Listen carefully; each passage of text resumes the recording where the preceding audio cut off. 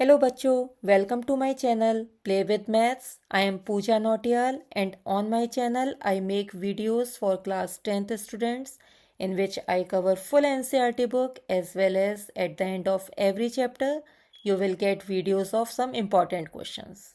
For that, subscribe, like and hit that bell icon so that you can get notified whenever I post a new video. Hello bachcho, welcome back to my channel. I am Pooja and today we are doing class 10th standard sample question paper. So today we are continuing the sample paper and diving into the next question step by step, concept by concept. So by the end of this video you will feel totally ready for your finals. So let's begin. So right now we are on section B, question number 21, A part. The AP 8, 10, 12, sorry, and so on has 60 terms. Find the sum of last 10 terms. तो देखिए सबसे पहले आप देखिए इसमें दिया क्या है. एक तो आपको AP दी हुई है 8, 10, 12 एंड सो ऑन. आपको N की वैल्यू दे रखी है. कितनी टर्म्स हैं? 60 टर्म्स हैं. A1 दिया हुआ है आपको 8. डी आप निकाल सकते हैं कैसे? A2 माइनस A1 से. That is 10 minus 8. तो डी की वैल्यू आ गई हमारे पास 2. तो ये वैल्यूज आपको दे रखी हैं. तो सबसे पहले हम निकालेंगे 60th टर्म है क्या. तो nth टर्म से an is equal to a1 plus n minus 1 into D. इसमें आप सबकी वैल्यू रखिए. n क्या है? 60. तो a 60 की वैल्यू निकाल रहे हैं हम. a1 is 8 plus 60 minus 1 into D is 2. तो जब आप इसको कैलकुलेट कर लेंगे तो आपके पास आंसर आ जाएगा 8 प्लस 59 इंटू 2 दैट इज 126. ठीक है. तो 126 A60 हो गया 126. आपको सम ऑफ लास्ट 10 टर्म्स निकालनी है. कैसे करेंगे? इसको थोड़ा सा इजी बनाते हैं. ठीक है. इसको हम क्या करते हैं देखिए, हम लास्ट से शुरू करते हैं और अपनी AP बनाते हैं दोबारा से. कैसे? 126 ये लास्ट टर्म है ना. अब D यहाँ पे 2 था. जब हम ने AP को उल्टी कर दी, मतलब पहले ये 8 से स्टार्ट था और लास्ट टर्म 126 थी. अब हम 126 से स्टार्ट कर रहे हैं. तो डी हमारा क्या हो जाएगा इस केस में? -2. तो 124, 122 एंड सो ऑन. कुछ ऐसी AP हमारी आएगी. ठीक है. तो अब इसमें हमें क्या निकालना है? सम ऑफ लास्ट 10 टर्म्स. तो देखिए कैसे निकालते हैं. चलिए नेक्स्ट पेज पे करते हैं. तो हमारी AP बन गई 126, 124, 122 एंड सो ऑन. अब यहाँ पे A1 क्या है? 126. D क्या है? -2. एंड आपको सम ऑफ 10 टर्म्स निकालने हैं. S10 निकालना है आपको. तो सबसे पहले SN का फॉर्मूला लिखते हैं. n/2 2A1 plus n minus 1 into D. ठीक है. तो सम ऑफ लास्ट 10 टर्म्स निकालने थे. अब हमने क्योंकि AP को पलट दी है तो हम फर्स्ट 10 टर्म्स निकालेंगे अब. ठीक है. तो n की जगह 10, 2A1 2 into 126 plus n minus 1. n is 10 minus 1 is 9 into -2. पूरी इक्वेशन में से 2 कॉमन ले लेते हैं तो 2 बाहर आ जाएगा और अंदर बचेगा 126 माइनस 9. तो ये 2 से 2 कैंसिल.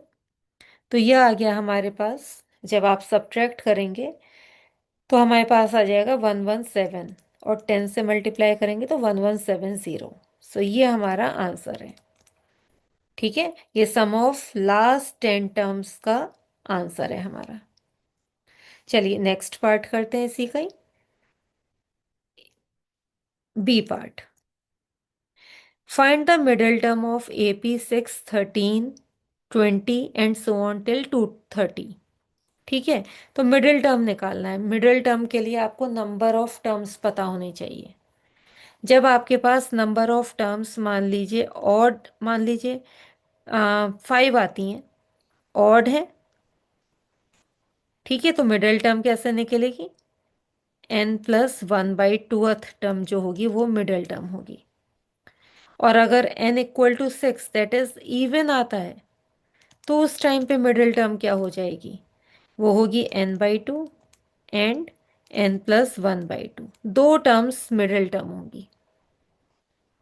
ठीक है, अब ये पहले हमें क्या चेक करना पड़ेगा, n नंबर ऑफ टर्म्स निकालेंगे और चेक करेंगे पहले कि वो ऑड है या इवन है। तो चलिए नेक्स्ट पेज पे करते हैं।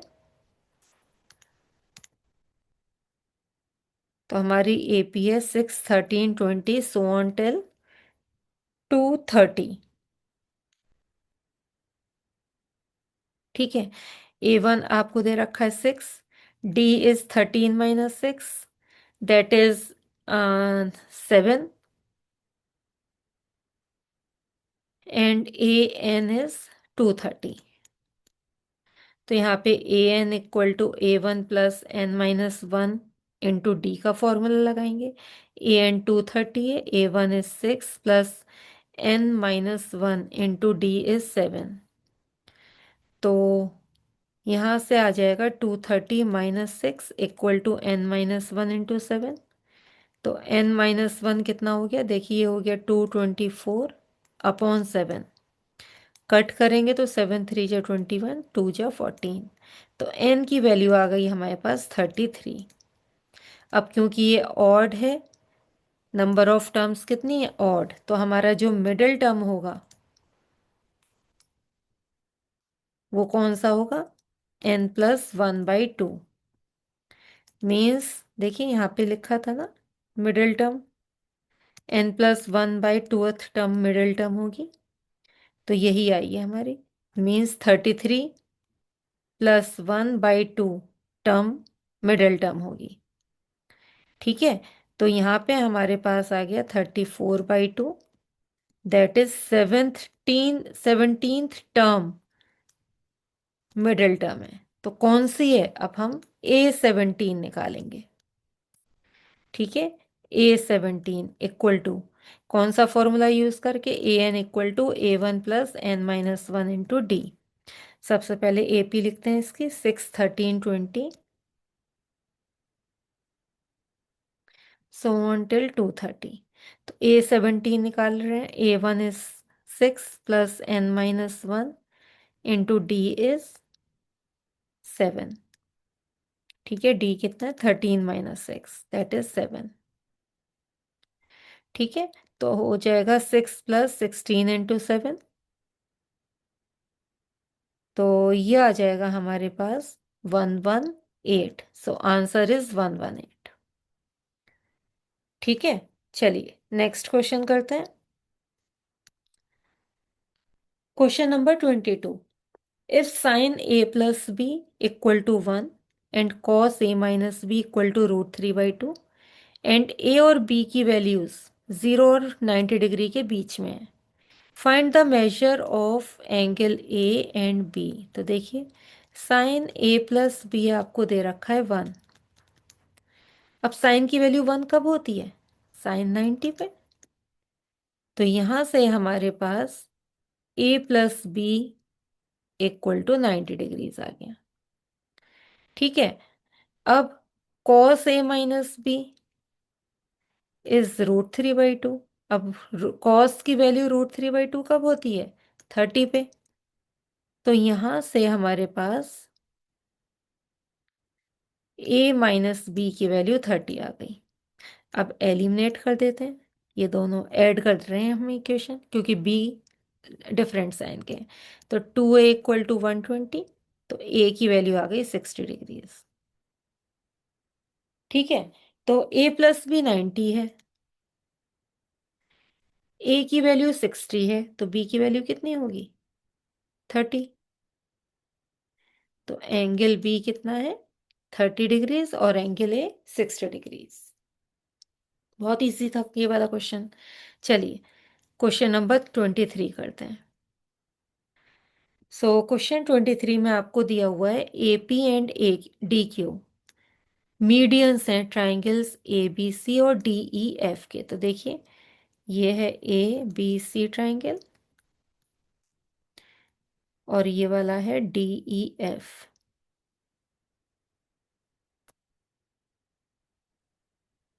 और आपको AP मीडियन दे रखा है, इट मीन्स ये वाली साइड इसके इक्वल होगी, और डी क्यू भी मीडियन है, इट मीन्स ये वाली साइड इसके इक्वल होगी।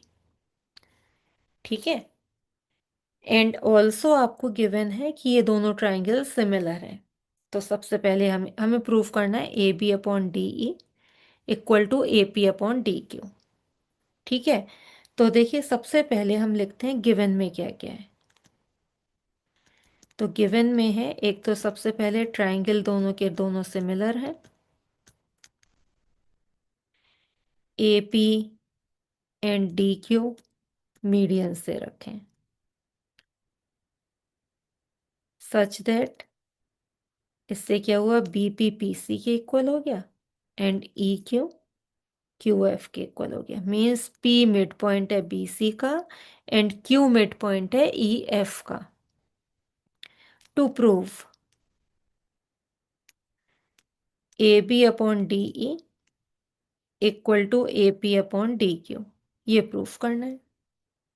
तो देखिए किसका पार्ट है, ए बी ये वाली साइड अपॉन डी ई, ए पी अपॉन डी क्यू। तो एक तरीके से ये किसका पार्ट है, इस ट्राइंगल का पार्ट है, ये दोनों का। तो अगर हम ये प्रूफ कर दें कि ये दोनों ट्राइंगल सिमिलर हैं, तो हमें जो प्रूफ करना है ना, ये रेशियो में, ये भी प्रूफ हो जाएगा। ठीक है, चलिए करते हैं, नेक्स्ट पेज पे करते हैं। सबसे पहले ट्राइंगल्स बना लेते हैं एक बार और। A B C D E F, ये पी है एंड दिस इज क्यू। ठीक है। तो अब since A B C triangle is similar to D E F, तो क्या हो जाएगा, A B upon D E equal होगा B C upon E F के। रेशियो में होंगी ना ये साइड्स, ये वाली साइड इस साइड के रेशियो में, equal to B C upon E F हो जाएगा। अब मैं, क्योंकि पी मिड पॉइंट है बी सी का और क्यू मिड पॉइंट है ई एफ का, तो क्या मैं ये लिख सकती हूँ A B upon D E equal to B C की जगह में हाफ ऑफ बी सी लिख दूँ और हाफ ऑफ ई एफ लिख दूँ। ठीक है। तो A B upon D E equal to half of B C कितना हो गया, B P upon E Q, half ही तो हुआ ये। ठीक है। ऑल्सो